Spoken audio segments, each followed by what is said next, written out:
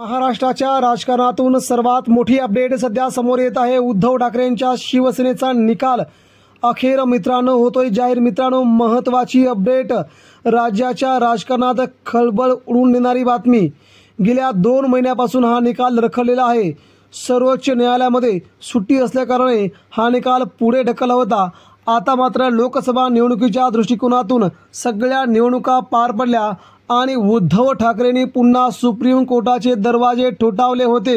मित्रांनो, उद्धव ठाकरेंची शिवसेना, बाळासाहेबांची शिवसेना पुन्हा उद्धव ठाकरेंकडे, शिवसेनेचा धनुष्यबाण पुन्हा उद्धव ठाकरेंकडे। नेमकी काय अपडेट?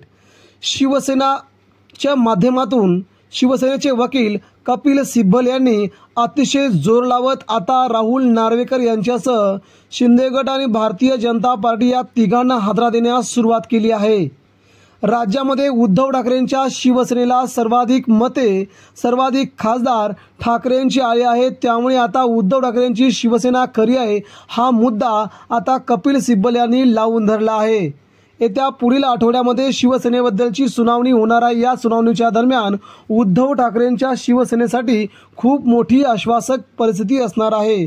त्याच वेळेस गेल्या काही दिवसांपासून उद्धव ठाकरेंच्या बाजूने सॉफ्ट कॉर्नर सध्या मिळत आहे तो सुप्रीम कोर्टाचा।